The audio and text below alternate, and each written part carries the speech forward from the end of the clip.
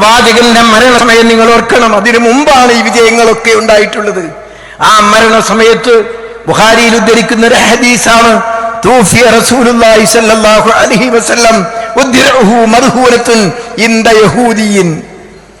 നബി കരീം സ്വല്ലല്ലാഹു അലൈഹി വസല്ലം പരിശുദ്ധ പ്രവാചകൻ മരിക്കുമ്പോൾ തന്റെ ഭക്ഷണത്തിന് വേണ്ടി, തന്റെ ബുദ്ധിമുട്ടുകൾ തീർക്കാൻ തൊട്ടടുത്ത അയൽവാസിയായ ജൂതന് തന്റെ പടയങ്കി പണയപ്പെടുത്തിയിരുന്നു എന്ന് പറയുമ്പോൾ ആ ഒരു വസ്തു നിങ്ങൾ ഓർക്കൂ.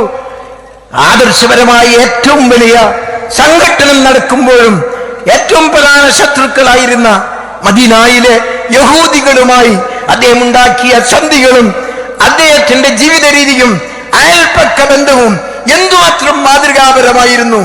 എന്നിട്ടാണ് ഇവിടെ ഇപ്പോൾ ഓണം വരുമ്പോൾ, ക്രിസ്തുമസ് വരുമ്പോൾ, അല്ലെങ്കിൽ എന്തെങ്കിലും ആഘോഷങ്ങൾ വരുമ്പോൾ അതിന്റെ പേരിൽ ഈ മതത്തിലെ ആളുകളെ ഭിന്നിപ്പിക്കുവാനും അതിനെ തമ്മിലടിപ്പിക്കുവാനും ഇവിടെ നൂറ്റാണ്ടുകളായി നിലനിൽക്കുന്ന മതസ്വഭാവത്തിനെതിരിൽ വളരെ അപക്വമായ, വളരെ അപരിഷ്കൃതമായ ആശയങ്ങൾ വെച്ചുപിടിപ്പിച്ച് പരസ്പരം വിദ്വേഷം വളർത്തുന്ന ഒരു അപകടകരമായ ചില സൂചനകൾ കാണുന്നു.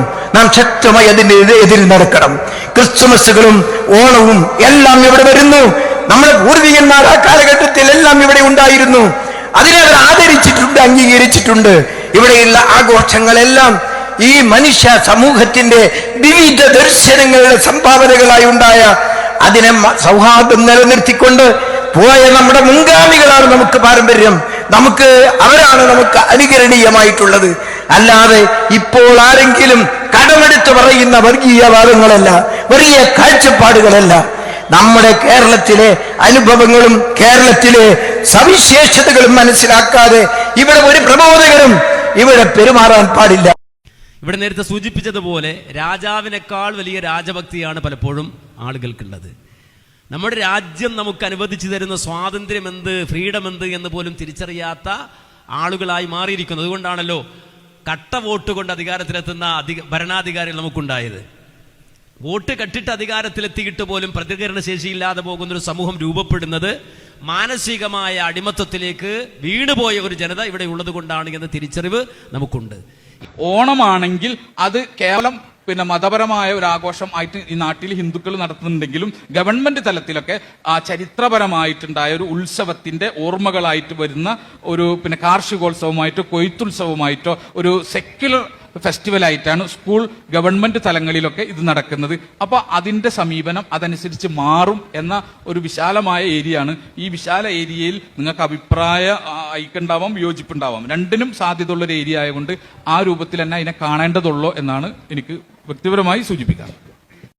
ഓണാഘോഷം എന്ന് പറയുമ്പോൾ ആത്യന്തികമായി അത് പരിശോധിക്കുമ്പോൾ അടിസ്ഥാനപരമായി നമുക്ക് ഉറപ്പിച്ച് പറയാൻ കഴിയുന്ന ഒരു കാര്യമാണ് അതിൻ്റെ ഓരോ ഇടങ്ങളിലും, അതിൻ്റെ ഓരോ ഐതിഹ്യങ്ങളിലും, അതുപോലെ തന്നെ അതിൻ്റെ ഓരോ കാര്യങ്ങളിലും ശിർക്ക്പരമായ, അവിശ്വാസപരമായ സംഗതികളുണ്ട്.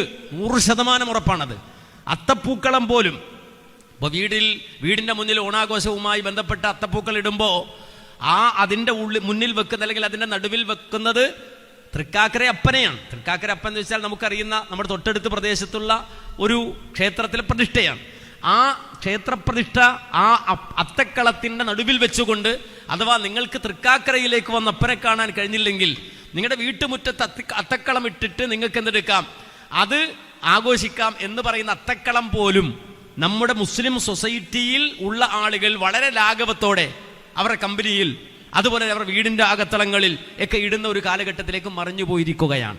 ഇവിടെയാണ് ഈ ഓണാഘോഷത്തെ എതിർത്താൽ, അല്ലെങ്കിൽ അത് ഒരാൾക്ക് വേണ്ടെന്ന് പറഞ്ഞാൽ അവിടെ ഉടൻ തന്നെ ചാടിയിറങ്ങി വർഗീയ ചീട്ടിറക്കി ഏതെങ്കിലും തരത്തിൽ അവിടെ ഭിന്നിപ്പുണ്ടാക്കി അധികാരത്തിൻ്റെ ഇരിപ്പിടം ഉറപ്പിക്കുവാൻ ശ്രമിക്കുന്ന ചില വികലവാദികൾ, വികലജീവികൾ, രാഷ്ട്രീയത്തിൻ്റെ പേരിൽ ഇറങ്ങി വരുന്ന ഈ വിഷജന്തുക്കൾ അവരെ ഇടപെടുന്നത് നമ്മൾ വളരെ കൃത്യമായി തിരിച്ചറിയണം. തിരിച്ചറിയുക മാത്രമല്ല, പ്രതികരിക്കുകയും വേണം. കാരണം ഈ രാജ്യത്ത് ജീവിക്കുന്ന ഓരോ പൗരനും അവൻ്റെ വിശ്വാസത്തെ സംരക്ഷിക്കുവാനും അവൻ ഉൾക്കൊള്ളുന്ന ആദർശം തുറന്നു പറയുവാനുള്ള സ്വാതന്ത്ര്യമുണ്ട്. അതിന് ഒരു ഉമ്മാക്കി പാർട്ടിയെയും ഭയപ്പെടേണ്ടതില്ല. അത് യുവജന സംഘടനകളാകട്ടെ മറ്റേതെങ്കിലും സംഘടനകളാകട്ടെ, ആ സംഘടനകളെ ഭയപ്പെട്ടുകൊണ്ട് ശിർക്കിന്റെ മുന്നിൽ തലകുനിച്ചു കൊടുക്കേണ്ട ഗതികേട് ഒരു മുസ്ലിമിനും ഇല്ല എന്നുള്ള അത് അന്തസ്സായി പ്രഖ്യാപിക്കാൻ കഴിയണം. അതിന് 1000 ജയിലല്ല, നേരെ മറിച്ച് കൊലക്കയർ വീണാൽ പോലും ഒരു മുസ്ലിമിനെ സംബന്ധിച്ചിടത്തോളം അതിന്റെ മുന്നിൽ തലകുനിച്ചു കൊടുക്കേണ്ട കാര്യമില്ല. മാത്രമല്ല അതൊരിക്കലും നമ്മുടെ നാട്ടിലെ മതേതരത്വം അല്ല. നമ്മൾ പറയുന്ന സെക്യുലറിസം എന്ന് പറഞ്ഞാൽ, മതേതരത്വം എന്ന് പറഞ്ഞാൽ അവന്റെ മതം ഞാൻ സ്വീകരിക്കുകയും എൻ്റെ മതം അവൻ സ്വീകരിക്കുകയും ചെയ്യുന്നതല്ല. നേരെ മറിച്ച് മതനിരപേക്ഷതയാണ്. വെസ്റ്റേൺ കൺസെപ്റ്റിലുള്ള സെക്യുലറിസം അല്ല നമ്മുടെ സെക്യുലറിസം. അവനവന്റെ ആദർശം സ്വീകരിക്കുവാനും അത് ആചരിക്കുവാനും അത് പരസ്യമായി പ്രഖ്യാപിക്കുവാനുമുള്ള സ്വാതന്ത്ര്യം നൽകപ്പെട്ട രാജ്യമാണത്. മാത്രമല്ല ഏതെങ്കിലും തരത്തിലുള്ള ഹൈന്ദവ ആചാരം സ്വീകരിക്കുമ്പോഴല്ല ഇന്ത്യൻ മതേതരത്വം പുലരുന്നത്, പൂത്തുലയുന്നത്. അങ്ങനെയില്ല. നേരെ തിരിച്ചൊന്ന് ചിന്തിക്കുക. നമ്മൾ ബലിപെരുന്നാൾ ആഘോഷിക്കുന്നു, ഈദുൽ അദ്ഹ ആഘോഷിക്കുന്നു. നമ്മുടെ നാട്ടിൽ കുറച്ച് ബ്രാഹ്മണ സുഹൃത്തുക്കളുണ്ടെന്ന് വിചാരിക്കുക. നമ്മൾ പറയുകയാണ് നമ്മൾ ഉണ്ടാക്കുന്ന മട്ടനും അതുപോലെ നമ്മൾ ഉണ്ടാക്കുന്ന ബീഫും ഇതൊക്കെ ഈ ബ്രാഹ്മണന്മാർ കഴിക്കണം, കഴിച്ചില്ലെങ്കിൽ അവർ വർഗീയവാദികളാണെന്ന് പറഞ്ഞാൽ എങ്ങനെയുണ്ട്? എങ്ങനെയുണ്ട് നിങ്ങൾ ആലോചിച്ച് നോക്കുക. ഏതെങ്കിലും ഒരു ബ്രാഹ്മണ സുഹൃത്ത് രംഗത്ത് വന്നിട്ട് പറയാണ്, അവരോട് നിങ്ങൾ സഹകരിച്ചില്ലെങ്കിൽ, അവരുടെ മട്ടൻ ബിരിയാണി നിങ്ങൾ തിന്നില്ലെങ്കിൽ, ബീഫ് നിങ്ങൾ കഴിച്ചിട്ടില്ലെങ്കിൽ ഞാൻ 100 പെരുന്നാൾ ആഘോഷ പരിപാടികൾ നമ്മുടെ കമ്മ്യൂണിറ്റിയിൽ നടക്കുമെന്നൊരു ബ്രാഹ്മണ സഹോദരൻ പറഞ്ഞാൽ എങ്ങനെ ഉണ്ടാവും? നിങ്ങൾ ആലോചിച്ച് നോക്ക്. അതാണോ മതേതരത്വം? അതാണോ സൗഹാർദ്ദം? അതാണോ ഇന്ത്യൻ ഭരണഘടന നമുക്ക് തരുന്ന സ്വാതന്ത്ര്യം? അല്ലല്ലോ. അപ്പോ നമ്മുടെ നാട്ടിൽ ഒരു ബ്രാഹ്മണ സഹോദരൻ ഉണ്ടെങ്കിൽ അവന്റെ വിശ്വാസം ആചരിക്കാൻ അവകാശമുണ്ട്. എൻ്റെ പെരുന്നാൾ എനിക്ക് ആഘോഷിക്കാൻ അവകാശമുണ്ട്. എൻ്റെ പെരുന്നാളിന് എൻ്റെ ബിരിയാണിയും അതുപോലെ എൻ്റെ മാംസവും അവൻ്റെ വിശ്വാസത്തെ ത്യജിച്ച് ആ ബ്രാഹ്മണൻ കഴിക്കണമെന്ന് വാശി പിടിക്കുന്നുവെങ്കിൽ യഥാർത്ഥത്തിൽ ഇന്ത്യ അറിയാത്തവൻ ഈ വികൃതം പേറുന്നവനാണ്. മനസ്സിലാക്കണം. നമുക്കറിയാം ജാസ്മിൻ ജാഫർ എന്ന് പറഞ്ഞ ഒരുത്തി ഗുരുവായൂരമ്പലത്തിൽ പോയി വെള്ളത്തിൽ കാലിട്ടല്ലോ. ഇവിടെ പുണ്യാഹം ഗവൺമെന്റ് ചെലവിലാണ് അവിടെ ശുദ്ധി കലശം നടത്തിയത്, അല്ലേ? അപ്പോ അത് വെച്ചിട്ട് വർഗീയത പറയാൻ പറ്റുമോ? പറഞ്ഞ ആളുകളുണ്ട്. എന്തേ ഒരു പെണ്ണ് കാല് അവിടെ വെള്ളത്തിലിട്ടപ്പോൾ അശുദ്ധമായി എന്നൊക്കെ ചോദിച്ചാൽ അത് അവരുടെ ഇടമാണ്, അതൊരു ക്ഷേത്രമാണ്. അവർക്ക് അവരുടേതായ സ്വാതന്ത്ര്യമുണ്ട്, അവരുടേതായ ആചാരമുണ്ട്, അവരുടേതായ പവിത്രതയുണ്ട്. അത് മാനിക്കണം ഒരു മുസ്ലിം. അതാ ചെയ്യേണ്ടത്. അല്ലാതെ അവിടെ കൊണ്ടുപോയി വെള്ളത്തിൽ കാലിടലല്ല. ഈ വെള്ളത്തിൽ കാലിട്ടിട്ട് ആരും ഇന്ത്യ രാജ്യത്ത് മതേതരത്വം തെളിയിക്കേണ്ടതുമില്ല. അത് മതസൗഹാർദ്ദവുമല്ല. നേരെ മറിച്ച് അന്യമതസ്ഥരെ, അവന്റെ വിശ്വാസത്തെ, അവന്റെ ആചാരത്തെ മാനിക്കണം എന്നാ ഖുർആൻ തന്നെ പഠിപ്പിച്ചത്. ലാ തസുബ്ബുല്ലദീന യദ്ഊന മിൻ ദൂനില്ലാഹ്. അല്ലാഹ് പറയാണ്, നിങ്ങൾ അല്ലാഹുവിന് പുറമെ മറ്റുള്ളവരെ ആരാധിക്കുന്ന ആരാധനാ മൂർത്തികളെ ചീത്ത വിളിക്കരുത്. അതൊരു മര്യാദയാണ്. നബിയുടെ അടുക്കൽ വന്ന ആളുകൾ ഒരു പണി, നമുക്കൊരു അഡ്ജസ്റ്റ്മെന്റിലെത്താം. ഇന്നത്തെ ഈ കപട മതേതരത്വവാദികൾ പറയുന്നത് പോലെ ഒരു അഡ്ജസ്റ്റ്മെന്റിൽ 1 കൊല്ലം നമ്മുടെ ആചാരം നിങ്ങൾ ആചരിക്കുക, നിങ്ങളുടെ ആചാരം ഞങ്ങൾ ആചരിക്കാം. മനസ്സിലാക്കണം. അങ്ങനെ നമുക്ക് കൈമാറാം എന്ന് പറഞ്ഞപ്പോൾ അല്ലാഹു ഖുൽ യാ അയ്യുഹൽ കാഫിറൂൻ ലാ അഅ്ബുദു മാ തഅ്ബുദൂൻ വലാ അൻതും അഅ്ബുദൂന മാ അഅ്ബുദു വലാ അന അഅ്ബുദു മാ അഅ്ബദതും വലാ അൻതും അഅ്ബുദൂന മാ അഅ്ബുദു ലക്കും ദീനുക്കും വലിയ ദീൻ. അത് നമ്മൾ വിചാരിച്ച പോലെ മസാല പറഞ്ഞ് വർത്താനല്ല. ലക്കും ദീനുക്കും വലിയ ദീൻ. നിനക്ക് നിന്റെ മതം, എനിക്ക് എന്റെ മതം. ആ മസാല വർത്താനല്ലത്. നേരെ മറിച്ച് ഖുൽ യാ അയ്യുഹൽ കാഫിറൂൻ, കാഫിറുകളെ. വിളി തന്നെ എങ്ങനെയാണ്?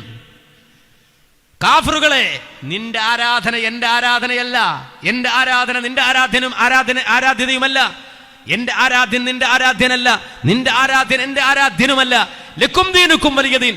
നിനക്ക് നിന്റെ മതം, എനിക്ക് എന്റെ മതം. അന്തസ് അവിടെയാണ്. അല്ല അവലൂസുണ്ടല്ല, അന്തസ് അവിടെയാണ്. ഞാൻ മുസ്ലിമാണ്. ഞാൻ ശിർക്കിന്റെ ഏതെങ്കിലും ഒരു ഇടപാടിൽ സഹകരിച്ച് 1 കൊല്ലം അങ്ങോട്ടും ഇങ്ങോട്ടും അഡ്ജസ്റ്റ് ചെയ്യാന്നുള്ളതില്ല. അതിന് ഏത് വലിയ സംഘടന ആള് പറഞ്ഞാലും സ്വീകാര്യമില്ല മുസ്ലിമിന്. അങ്ങനെയാണെങ്കിൽ പിന്നെ പ്രശ്നമില്ലല്ലോ.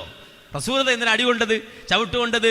പ്രവാചകൻ എന്തിനാണ് ഇതാ കഅബാലയത്തിനടുക്കൽ വന്ന് നിസ്കരിക്കുമ്പോൾ പോലും പ്രയാസം സഹിക്കേണ്ടി വന്നത്? ഖുർആൻ തന്നെ ചോദിച്ചില്ല, അറഅയ്തല്ലദീ യൻഹാ അബദൻ ഇദാ സല്ല അറഅയ്ത ഇൻ കാന അലൽ ഹുദാ ഔ അമറ ബിത്തഖ്വ. എന്തിനായത്ത്? നബിയുടെ അടുക്കൽ വന്നിട്ട് റസൂൽ നിസ്കരിക്കും എന്ന് പറയുമ്പോൾ ആളുകൾ തടയാൻ നിൽക്കുകയാണ്. ഇത് പറ്റൂല, ഞങ്ങളെപ്പോലെ ആവണം നിങ്ങളും എന്ന് പറയുകയാണ്. എന്തേ അള്ളാഹുവിന്റെ റസൂലിനോട് അല്ലാഹ് പറഞ്ഞത്? ലാ തുത്ഉഹു വസ്ജുദ് വഖ്തരിബ്. നബി അവനനുസരിക്കാൻ നിൽക്കണ്ട. അഥവാ അവന്റെ ഈ ശിർക്കിന്റെ ആചാരം സ്വീകരിക്കണം എന്നാണ് അവൻ പറയുന്നത്. അതിന് നിർബന്ധിക്കുകയാണല്ലോ. അവന്റെ ആചാരം സ്വീകരിച്ചില്ലെങ്കിൽ അവൻ ചവിട്ടും കൊല്ലും എന്നൊക്കെയാണല്ലോ പറയണത്. ലാ തുത്ഉഹു വസ്ജുദ് വഖ്തരിബ്. താങ്കൾ അവൻ അനുസരിക്കരുത്, സുജൂദ് ചെയ്യും മര്യാദക്ക്. അള്ളാഹുവിലേക്ക് അടുക്കാനുള്ള വഴി തേടുന്ന ഖുർആൻ നബിയോടല്ല പറഞ്ഞത്. അപ്പൊ നമ്മുടെ നാട്ടിൽ മതേതരത്വം എന്ന് പറഞ്ഞാൽ നമ്മളിപ്പോ നമുക്ക് കാണാൻ കഴിയുന്ന ഒരു സമ്പ്രദായം തന്നെ നമ്മുടെ നാട്ടിലെ ഹൈന്ദവർ തന്നെ അത്ഭുതപ്പെടണം. ഇങ്ങനെയാണോ ഓണം ആഘോഷിക്കേണ്ടത് എന്നാ കാര്യം. താത്താമാരും താത്താമാരുടെ കുട്ടികളും എല്ലാവരും കൂടി അലങ്കാരം നടത്തിയിട്ട് ഒരു തന്നെ അള്ളം വിടുകയാണ്. ഏത് ഇങ്ങനെയൊക്കെ ഉണ്ടോ?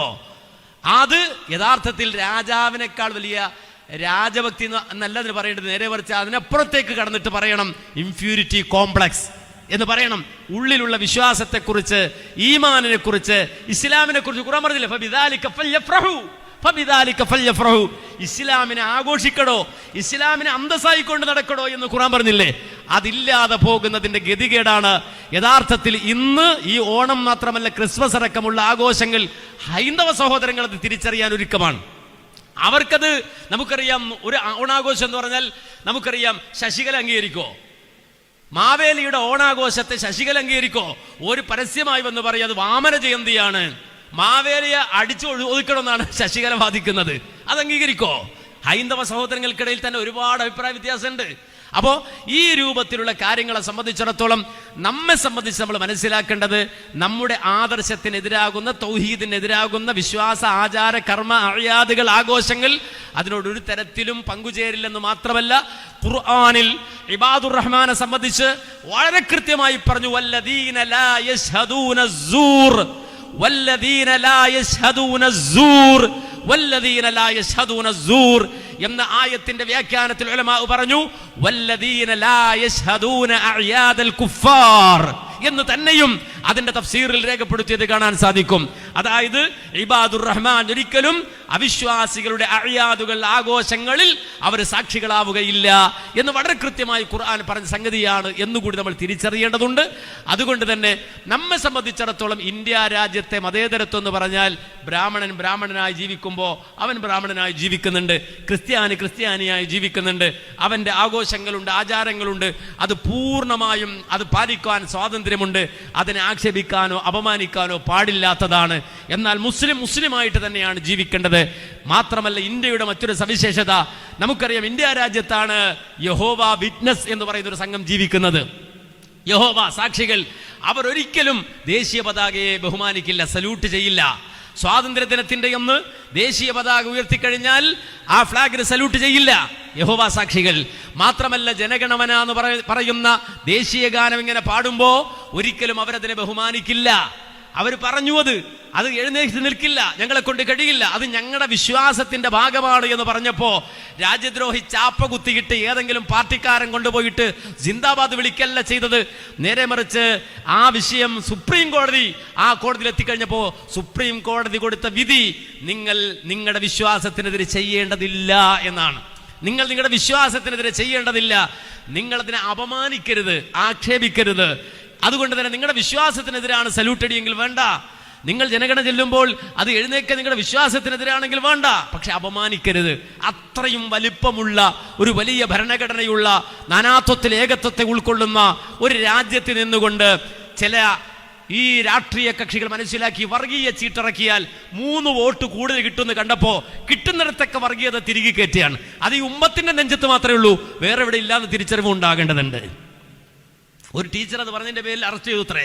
എങ്കിൽ ആദ്യം അറസ്റ്റ് ചെയ്യേണ്ടത് ശശികലയാണ്. അറസ്റ്റ് ചെയ്യാൻ ധൈര്യമുണ്ടോ?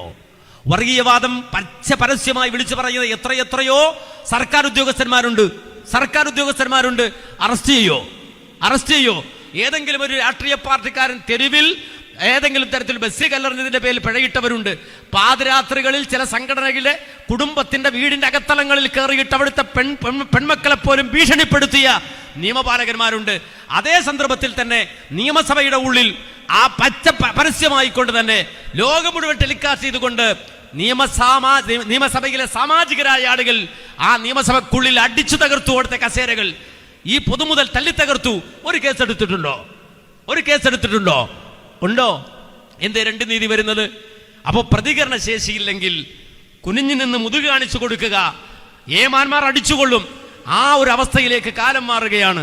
പണ്ട് കവികൾ പാടിയിട്ടുണ്ടത്രേ, എന്ത് കടുക്കവെള്ളം ഞാൻ കുടിച്ചുകൊള്ളാം, നിങ്ങൾ എന്തും ചെയ്തുകൊള്ളോ, നിങ്ങൾ എന്തും ചെയ്തോ, മിണ്ടുന്നില്ല എന്ന് പറഞ്ഞതുപോലെ അത്തരം ഒരു സാഹചര്യത്തിലേക്ക് പോകേണ്ട ഗതികേട് ആർജവമില്ലാത്ത ഒരു സമൂഹത്തെ സംബന്ധിച്ചിടത്തോളം ആർജവമില്ലാത്തൊരു സമൂഹത്തെ സംബന്ധിച്ചിടത്തോളം അവർക്ക് ഉണ്ടാകുമെന്നുള്ളത് സ്വാഭാവികമാണ്. മാത്രമല്ല, ഒരുപാട് കോളേജുകളിൽ ഈ നിലപാട് സ്വീകരിക്കുന്നില്ല. ഇപ്പോൾ വന്നൊരു വാർത്ത, പ്രിൻസിപ്പൽ അനുമതി നൽകിയില്ല, ഓണാഘോഷമില്ലാതെ നെന്മാറ NSS കോളേജ് വാർത്ത വരികയാണ്. വാർത്ത വരികയാണ്. ഈ ഓണാഘോഷം അനുവദിക്കാത്ത NSS കോളേജിൽ പോയിട്ട് ഈ പറയുന്ന ഏമാമാർ, ഈ പറയുന്ന യുവ തുർക്കികൾ എന്നൊക്കെ പറയാവുന്ന ആളുകൾ പോയിട്ട് കേസും ബഹളവും ഉണ്ടാക്കോ, മാർച്ച് നടത്തോ? അപ്പോ നിങ്ങൾ മനസ്സിലാക്കണം, ഇത് വർഗീയ ചീട്ടാണ്. ആ ചീട്ട് ഇന്ത്യ രാജ്യത്ത് വിജയിക്കുമെന്ന് കണ്ടു കട്ട വോട്ട് കൊണ്ട് അധികാരത്തിൽ കയറിയവൻ ആ അധികാരത്തിലെത്തിയത് വർഗീയത പറഞ്ഞും വർഗീയത പ്രചരിപ്പിച്ചും വെറുപ്പുൽപാദിപ്പിച്ചുമാണെങ്കിൽ ഇന്ത്യ രാജ്യത്ത് ഭിന്നിപ്പിച്ച് ഭരിക്കുക എന്ന രാഷ്ട്രീയം, ആ രാഷ്ട്രീയം പണ്ട് കൊളോണിയൽ ശക്തികൾ ബ്രിട്ടീഷ് ഏമാന്മാർ നടത്തി വിജയിച്ചതാണ് എന്ന് കണ്ടുകൊണ്ട് ആ വഴിയിലൂടെ നടക്കാൻ തീരുമാനിച്ച നമ്മുടെ നാട്ടിൽ നമ്മുടെ വോട്ട് വാങ്ങി അധികാരത്തിലെത്തുന്ന ഏമാമാര് ഇപ്പോൾ വർഗീയത പുഴുങ്ങിയിട്ട് അതുകൊണ്ട് എങ്ങനെ വോട്ട് വാങ്ങാൻ കഴിയുമെന്ന് ചിന്തിച്ചു തുടങ്ങിയ കാലത്ത് ആർജവമുള്ള മനുഷ്യർ എഴുന്നേറ്റ് നിന്ന് സംസാരിക്കാൻ തയ്യാറാകണം, പ്രതികരിക്കാൻ തയ്യാറാകണം. ആ പ്രതികരണ ശേഷിയും അധികാരവും സ്വാതന്ത്ര്യവും നൽകുന്ന ഒരു രാജ്യത്താണ് നമ്മൾ ജീവിക്കുന്നത് എന്ന് തിരിച്ചറിയണം. ഇന്ത്യ ഭരിക്കുന്ന പ്രധാനമന്ത്രിക്ക് എന്ത് അവകാശമുണ്ടോ അതേ അവകാശം തന്നെയാണ് നാൽക്കവലകളിൽ ഓട്ടോ ഓടിക്കുന്ന ഓട്ടോറിക്ഷക്കാരനുമുള്ളത് എന്ന് തിരിച്ചറിവില്ലാത്ത കാലത്തോളം ഈ ജനത ഉയരാൻ പോകുന്നില്ല. തിരിച്ചറിയണം, ഒരു റെയിൽവേ സ്റ്റേഷനിലെ ചായപ്പീടികയിലെ ചായവാലയായിരുന്നു നമ്മുടെ രാജ്യത്തിന്റെ പ്രധാനമന്ത്രി എന്ന് തിരിച്ചറിവുണ്ടെങ്കിൽ നമ്മുടെ നാട്ടിൽ ചായപ്പീടികയിൽ ചായടിക്കുന്നവന് എത്തിപ്പെടാൻ കഴിയുന്നൊരു മേഖലയാണ് രാജ്യത്തിന്റെ ഉന്നതാധികാര കേന്ദ്രമെന്ന് തിരിച്ചറിവുണ്ടാകുമ്പോഴാണ് രാജ്യത്തെ പൗരന്റെ വലിപ്പം മനസ്സിലാവുക. ആ വലിപ്പം മനസ്സിലാകാത്ത മനുഷ്യർ അടിമകളായി ജീവിച്ചുകൊണ്ടേയിരിക്കും. അവർ ആ അടിമത്തം ഇങ്ങനെ പേറിക്കൊണ്ടേയിരിക്കും. എന്നാൽ ഈ രൂപത്തിൽ വർഗീയ ചീട്ടിറക്കി കളിക്കുന്ന ആളുകൾ അവരുടെ വർഗീയതയും ആ ചീട്ടും മനസ്സിലാക്കുന്നവരെ സംബന്ധിച്ചിടത്തോളം ഈ തരത്തിലുള്ള കോപ്രായങ്ങൾക്ക് മുന്നിൽ തലവെക്കുന്ന പ്രശ്നമില്ല. ഇസ്ലാമിനെ സംബന്ധിച്ചിടത്തോളം, മുസ്ലിങ്ങളെ സംബന്ധിച്ചിടത്തോളം അവരെ സംബന്ധിച്ച് ഈമാനും ഇസ്ലാമും അവരുടെ വിശ്വാസവും ഉയർത്തിപ്പിടിച്ചുകൊണ്ട് തന്നെയാണ് ഈ രാജ്യത്ത് അവർ ജീവിക്കുക. ഈ രാജ്യത്തിന്റെ സ്വാതന്ത്ര്യം നേടിയെടുക്കാൻ വേണ്ടി പണിയെടുത്ത നല്ല മുസ്ലിങ്ങളായ വിശ്വാസികളായ ആളുകൾ അവർ പ്രകടിപ്പിച്ചതും ഉയർത്തിപ്പിടിച്ചതും അവരുടെ ഈമാൻ തന്നെയായിരുന്നു, ഇസ്ലാം തന്നെയായിരുന്നു. ആ ഒരു ആവേശത്തിൽ തന്നെയാണ് ഈ നാട്ടിലെ ഹൈന്ദവനെയും ക്രൈസ്തവനെയും മറ്റു മതമുള്ളവനെയും മതമില്ലാത്തവനെയും ചേർത്ത് പിടിച്ചുകൊണ്ട് അവർക്ക് മുന്നോട്ട് പോകാൻ കഴിഞ്ഞത്. അതുതന്നെയാണ് നമ്മുടെ നാടിൻ്റെ ഏറ്റവും നല്ല തിളക്കവും നമ്മുടെ രാജ്യത്തിൻ്റെ നിലനിൽപ്പുമെന്ന് തിരിച്ചറിയണം. അത് മാറി എന്നാണോ നമ്മൾ ഈ രൂപത്തിൽ ചിന്തിച്ചു തുടങ്ങുന്നത്, അന്ന് ഇന്ത്യ ഇല്ല എന്ന് നമ്മൾ തിരിച്ചറിയേണ്ടതുണ്ട്. അതുകൊണ്ട് തന്നെ ഓണാഘോഷം ഞങ്ങളെ സംബന്ധിച്ചിടത്തോളം ഞങ്ങൾക്ക് അന്തസ്സായി പറയാം, ആ വിഷയത്തിൽ നല്ല ഒരു ചർച്ച തന്നെയാണ് കഴിഞ്ഞ ദിവസം ഞങ്ങൾ സംഘടിപ്പിച്ചത്. വളരെ വിപുലമായ ചോദ്യോത്തരങ്ങളുമായുള്ള പരിപാടികളാണ്. അതുകൊണ്ട് തന്നെ ഒരു പേടിയും ആ വിഷയത്തിൽ ആവശ്യമില്ല. ഈ രാജ്യത്ത് ജീവിക്കുന്ന ഒരാൾക്കും അതിൻ്റെ ആവശ്യമില്ല, ഭയം ആവശ്യമില്ല എന്നാണ് നാം തിരിച്ചറിയേണ്ടത്.